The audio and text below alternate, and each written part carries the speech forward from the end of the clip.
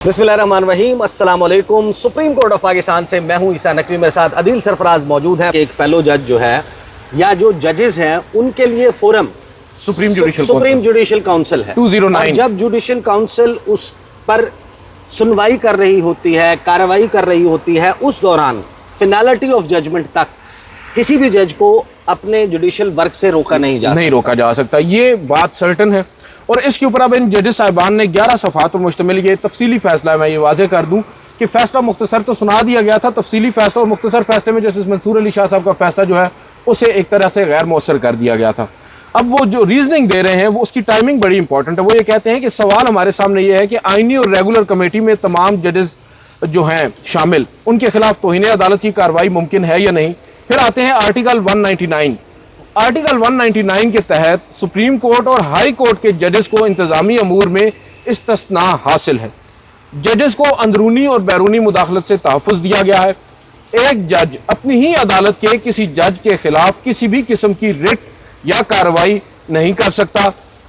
यानी एक जज एक्सप्लेन भी कर दें इसको कि अगर हम इसमें जस्टिस सरफराज डोगर वाला मामला और जस्टिस तारिक महमूद जहांगीरी का या अच्छा, इसमें मैं एक आपसे इख्तिलाफ करूंगा। हम अगर ना लगाएं इसमें, ये वाज़े तौर पर नजर आ रहा है कि उन्हीं को निशाना बनाया जा रहा है और उन्हीं को ये बात सुनाई जा रही है, क्योंकि एक जज अपने ही फेलो जज के खिलाफ एक रिट नहीं सुन सकता और उसके ऊपर फैसला नहीं दे सकता। बिल्कुल। और फिर यहाँ पे वो जो आप अभी हवाला दे रहे थे मोहम्मद इकराम चौधरी केस, उस पर जजेस के खिलाफ कार्रवाई मुमकिन नहीं है। सुप्रीम कोर्ट पहले वाजे कर चुकी है। अदलिया जमहूरी रियासत में कानून की हुक्मरानी के मुहाफिज के तौर पर बुनियादी सतून है, इसके ऊपर बहस की जा सकती है बहरहाल। और फिर मौजूदा अदलिया के ऊपर यह बात तयशुदा है कि सुप्रीम कोर्ट या हाई कोर्ट का जज उसी अदालत के जज के सामने जवाबदेह नहीं है। ये बात आपको भी मालूम है। जो चीफ जस्टिस होता है उसका दीगर जजेस से जो डिस्टिंक्शन है वो सिर्फ ये है कि वो सीनियर अमंग इक्वल्स होता है। ये सब इक्वल हैं। हाँ, ऐसा नहीं है कि एक फैसला जो है वो 13 रुकनी बेंच बैठा हुआ और उसमें चीफ जस्टिस भी बैठे हैं तो चीफ जस्टिस की राय 2 लोगों की राय शुमार होगी। नहीं, ऐसा उनकी राय एक ही शुमार होगी, उनका वोट एक ही शुमार होगा। जहां पर वो वोटिंग में आएंगे या उसमें आएंगे तो चीफ जस्टिस साहिबान जो हैं वो एक एक वोट से उनके फैसले अकलीती हो चुके हैं। उन्हें इख्तिलाफी नोट जाहिर है कि जो खुद को आईनी बेंच का सरबराह बनाने के लिए जस्टिस अमीनुद्दीन खान ने वोट दिया था तो वो 2 वोट तो नहीं काउंट हुए थे ना, वोट तो एक ही काउंट हुआ था। बिल्कुल ऐसे ही।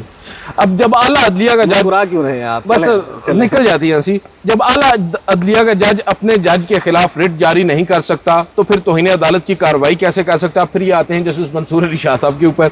सुप्रीम कोर्ट या हाई कोर्ट जज के खिलाफ कार्रवाई सिर्फ सुप्रीम जुडिशल काउंसिल कर सकती है। आइन का आर्टिकल 209 सुप्रीम जुडिशल काउंसिल के अलावा किसी और फोरम पर जज के खिलाफ कार्रवाई पर कदगन लगाता है। आपको भी मालूम है सुप्रीम जुडिशल काउंसिल ने बहुत सारे जजेस साहिबान को फारिग किया है और कुछ ऐसे जजेस साहिबान हैं जो सिर्फ सुप्रीम जुडिशल काउंसिल का नाम सुनकर खुद ही मुस्ताफ़ी होकर चले गए हैं। उनके ऊपर आज भी तनकीद होती है। यहाँ पर अब बात वाज़े है, जस्टिस जहांगीरी साहब को घर जाने के उनके 2 ही रास्ते हैं। एक रास्ता है वो मुस्ताफ़ी हो जाएं, दूसरा रास्ता है सुप्रीम जुडिशल काउंसिल उन्हें फारिग कर दे। और ये बात भी आपको मैं वाज़े कर दूँ कि सुप्रीम जुडिशल काउंसिल भी ये नहीं कह सकती कि जज साहब को नोटिस जारी कर दिया, शोकाज नोटिस जारी कर दिया उनके खिलाफ शिकायत के ऊपर, और ये कह सके कि आप अब जुडिशल वर्क नहीं कर सकते। सुप्रीम जुडिशल काउंसिल भी जब तक हत्ती फाइंडिंग नहीं दे सकती, जज साहब अपना काम जारी रखेंगे। तो ये जैसे सरफराज डोगर साहब ने जो किया है ना सर, अब आप मुझे ये देखें, अभी तो आपने मुझे पढ़ के सुनाए हैं वो टिकर्स जो टीवी चैनल्स के लिए फाइल किए हैं आप लोगों ने, मैंने भी जो कोट अनकोट एग्जैक्टली इस जजमेंट में इस मामले पर बात की गई है, अगर आप वो निकाल लें तो ज्यादा मुनासिब। अच्छा, उसमें मुझे थोड़ा सा वक्त लगेगा। आप वक्त लें अपना, आप साथ साथ इसको देखते रहें, आप इसके कंक्लूजन पे जाएं और आप हमें बताएं कि ये फैसला कंक्लूड क्या कर रहा है। ये 11 सफ़ात का फैसला है। इसमें बुनियादी तौर पर तो सर कंक्लूजन जो है वो यही है कि जो फेलो जजेस साहिबान हैं उनके खिलाफ आप अपने जो सुप्रीम जुडिशल काउंसिल है उसके अलावा, ये अब यहाँ पर लिखा हुआ ना, 2 जजेस ऑफ द सुपीरियर जुडिशरी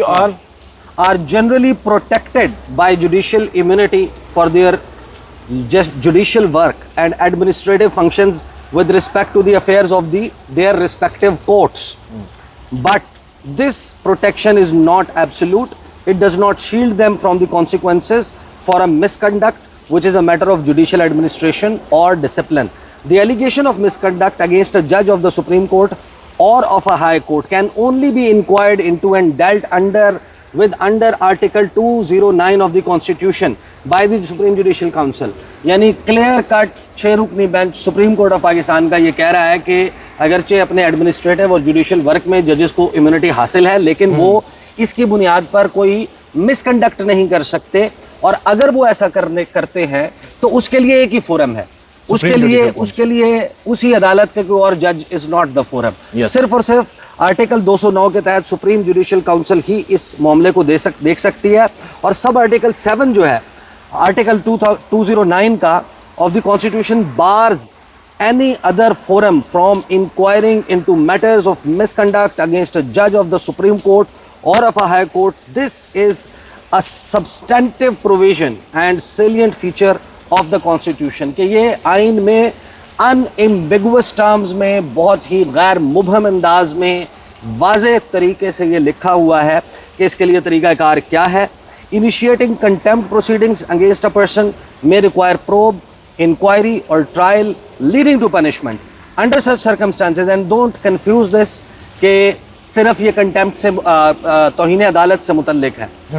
जज के मामले में ये बात हो रही है, इसका ताल्लुक इससे नहीं है। कंटेम्प्ट का इस वजह से जिक्र किया जा रहा है क्योंकि इस पर्टिकुलर केस में मामला कंटेम्प्ट के नोटिस इशू करने का था। हाँ, और फिर ये आगे कहते हैं कि जनाब under such circumstances the process of contempt of court against a जज under article 204(2) of the Constitution would be in direct conflict with Article 209(7) of the Constitution, hence constitutionally not permitted. Reference in this behalf is placed to the case of Mujibur Rahman Shami and others. Under such circumstances, relying upon the principle provided by sub-article 5 of the Article 199 of the Constitution, the intention of the legislature is evident that they never intended to permit a judge of a court to take any action against a judge of the same court. कि उसी अदालत के एक और जज के खिलाफ proceedings कर सकें, ये लेजिस्लेचर की इंटेंशन किसी भी सूरत नहीं थी। Thus no action for the contempt of court could B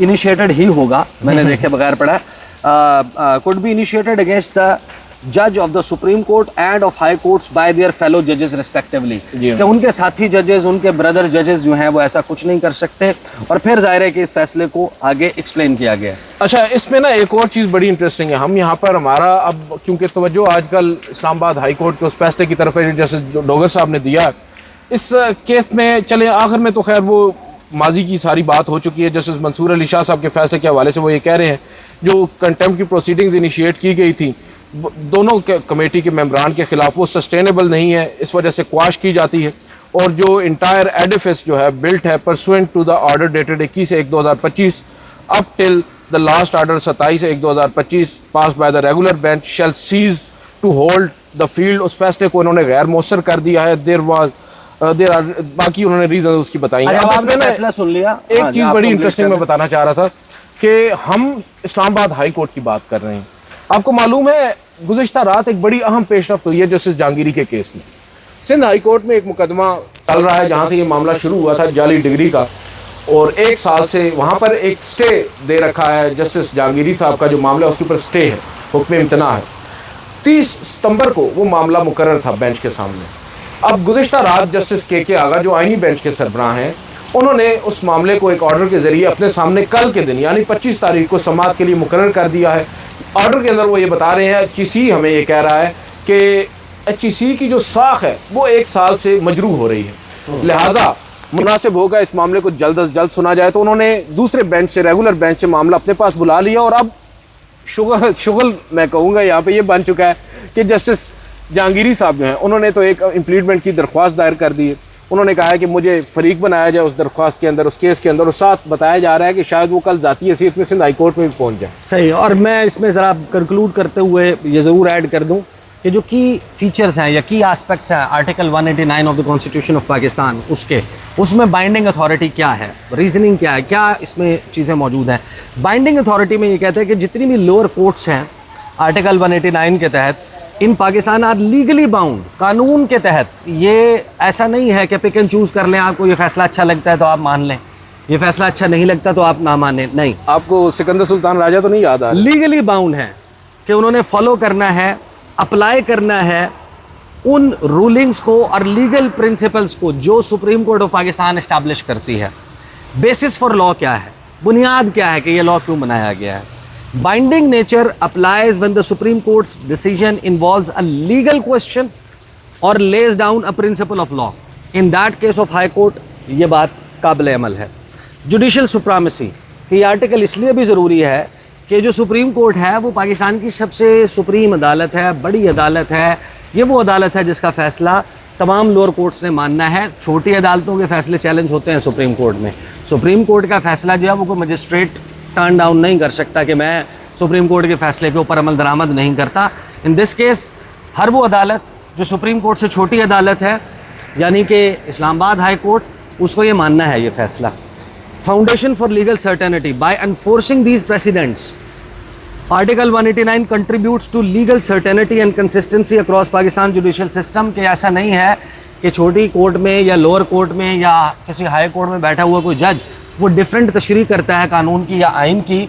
तो सुप्रीम कोर्ट ने जब एक चीज़ इस्टाब्लिश कर दी, वो सिर्फ कोर्ट होगी कि फ़लाँ जजमेंट में सुप्रीम कोर्ट ने ये फ़ैसला दिया था और फिर उसके बाद उस कोर्ट पे ये बाइंडिंग है कि अब वो उसको माने, अनलेस कि वो फैसला वहाँ पर उस कोर्ट में चैलेंज हो जाए और उससे बड़ा बेंच उसको जो है वो तब्दील कर दे। तो ये है जनाब details supreme court of Pakistan. एक चीज़ और भी अगर आप इजाज़त दें तो ऐड करना चाहूँगा कि जो फैसला आया है, क्योंकि जिस पर्टिकुलर केस में आया है, जस्टिस मंसूर अली शाह साहब को तो हिट किया जा रहा है।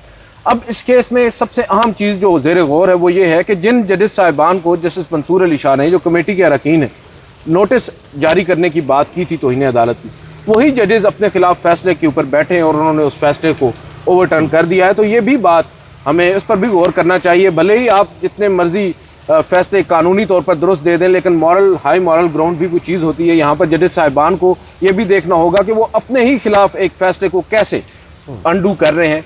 बेहतर तो ये होता ना कि खुद रिक्यूज़ करते और जो जजेस साहिबान जिनका ताल्लुक नहीं था इस केस से या जिन्हें फरीक नहीं बनाया गया था वो फैसला करते। सही जनाब, ये हैं details supreme court of Pakistan से। और कुछ दीगर ऐसे मामलात हैं जिन पर मैंने बात करनी है, और अब शायद फॉरेन अफेयर्स के लिए और साथ में जो सियासी मामलात हैं उनके ऊपर अलग-अलग चैनल्स पर जो है वो मैं आपसे मुखातिब हूँ। वक्त भी है, फरागत भी है, ज़्यादा वीडियोस जो है वो भी आपको मेरे पास भी देखने को मिलेंगी। अदील सरफराज के साथ भी ज़्यादा नशिस्तें जो हैं वो हुआ करेंगी। अब तक के लिए इतना ही, इजाज़त दीजिए, अल्लाह हाफ़िज़।